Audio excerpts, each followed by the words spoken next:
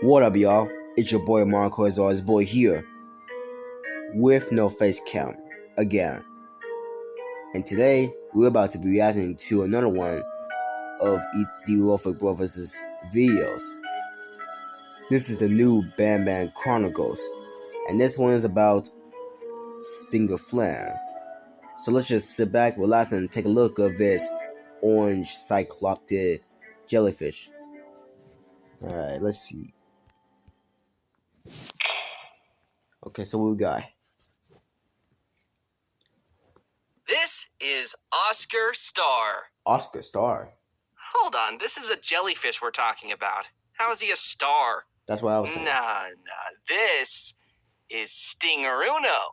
You mean Stinger Flynn? Wait, that's not the official name? What? Stinger Flynn, as with the majority of the Garden of Banban characters, has a rich history of how he came to be, and I'm here to discuss with you the secrets of our beloved psychic jellyfish. The Garden of Banban cast each have their own detailed story and personality, and that's what makes Garden of Banban unique. Join me on the third episode of the Banban Chronicles, narrated by me, Ty Coker, the voice actor of Bitter Giggle. I know. A series where we dedicate each episode to discussing the history and secrets of a member of the Garden of Banban cast. Okay. Let's see what Stinger Flynn's origin story was. Anyway. Stinger Flynn, despite being arguably one of the simpler characters to draw and visualize, has probably gone through the most changes during development out of any of the other characters, making this episode of the Banban Chronicles one of the juicier entries. Every stage of development for this character has been strange, from the decision to even add him to the game to the decision to make him a jellyfish. This photo was taken on October 15th, 2022. Notice anything missing from it? Or should I say, anyone missing from it? That's right. Stinger Flynn was the last mascot to be added to the game of the original 6. He was a last-minute addition that was added right before the Euphoric Brothers started to seriously work on the script of the first game. The mural involving Jumbo Josh, Bambolina, Banban, Opila Bird, and Captain Fiddles really felt like it could use another character whose color would complement the existing colors. And just like that, the Euphoric Brothers were back to the drawing board.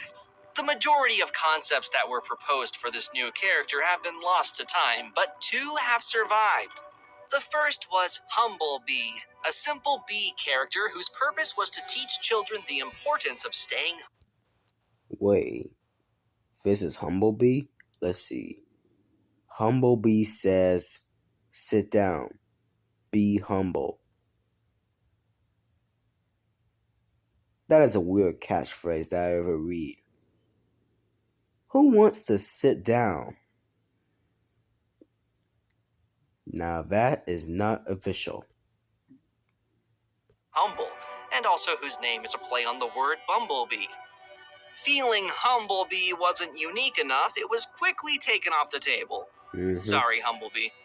Second, however, was a concept that came very close to becoming what Stinger Flynn is today. Enter Oscar Star.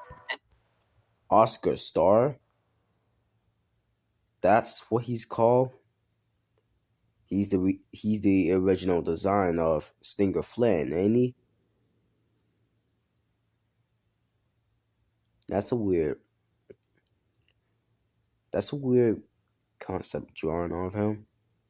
Weird. Orange, 6-armed, one-eyed tower of teeth that would tower over the player. The reason Oscar Star was scrapped was the exact opposite of why Humblebee was scrapped. Oscar Star had too many defining features.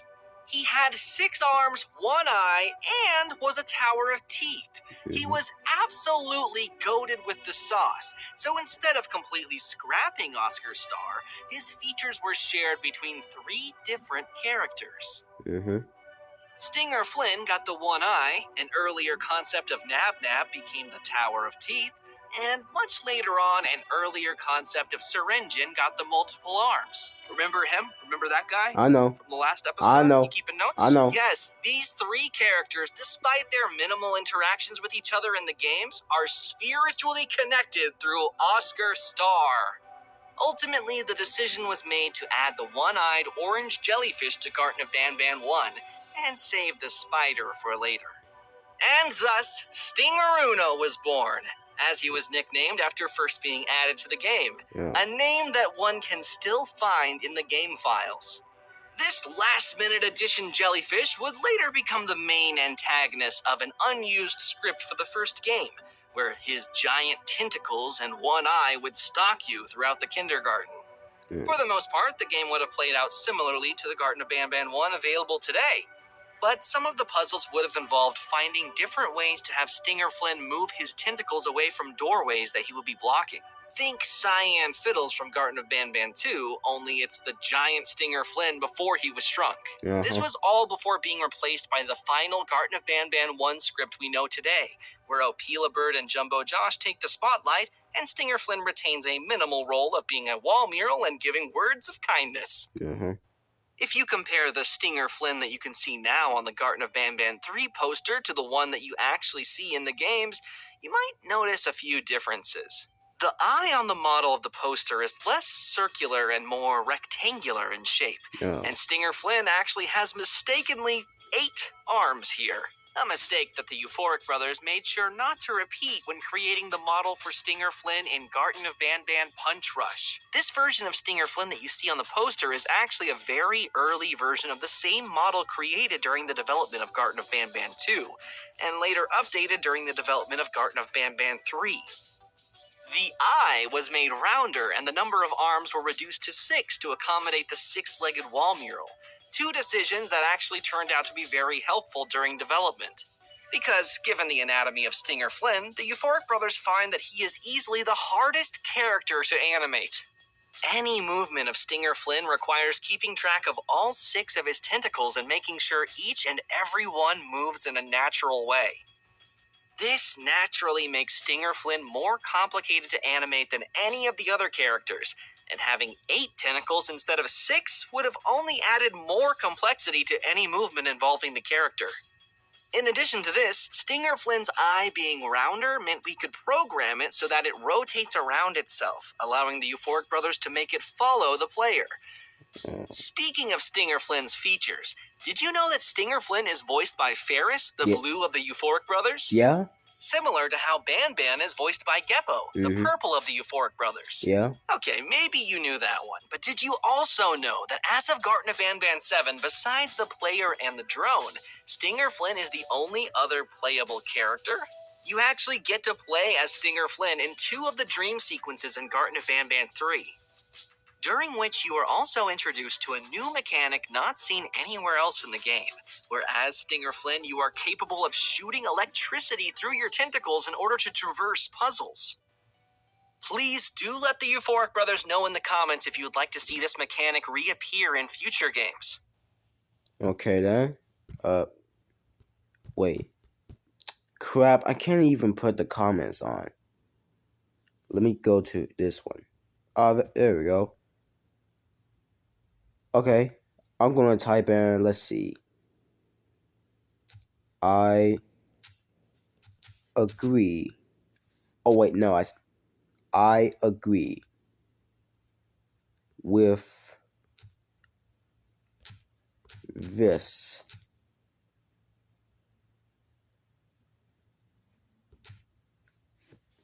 Hold up. I guess.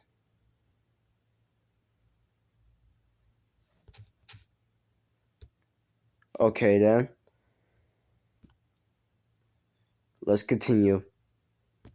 Stinger Flynn's ability to shoot electricity out of his tentacles is not mentioned too many times throughout any of... Wait, what's this says?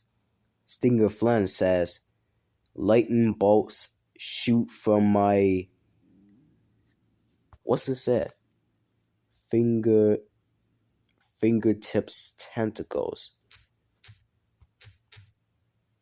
What does that even mean?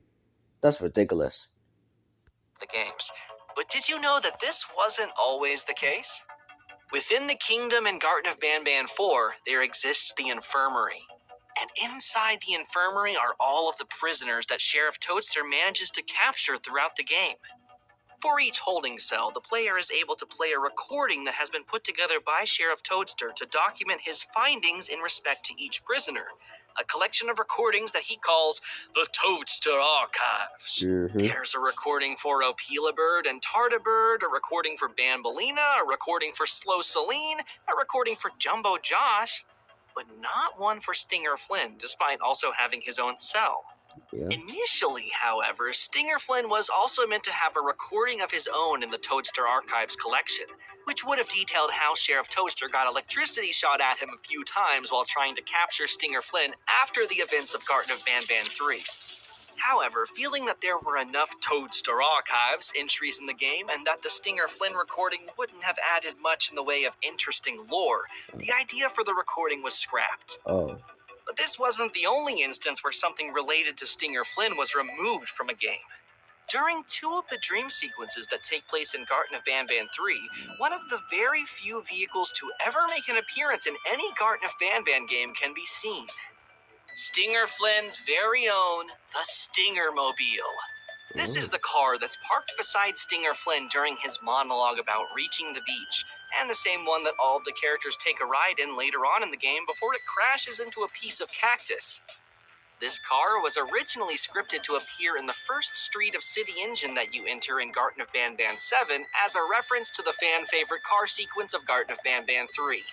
Realizing that this would not make much sense lore-wise, the car was removed from the map entirely, which actually happened only a few days before the public release of the game. But who knows? Maybe the Stinger Mobile will reappear in future games. I guess. Wait, what's that jellyfish doing to us?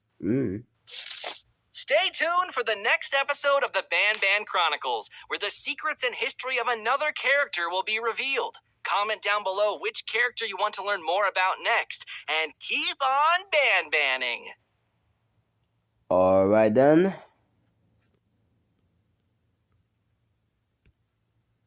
That's it. That's the story of Stinger Flynn. Okay then. Thanks for watching. And remember, subscribe to my channel and hit the like button to my brand new video if you guys like it or not. I mean, I know how this is going to go, but I can't resist it. Thanks for watching though, and I'll see y'all in the next video.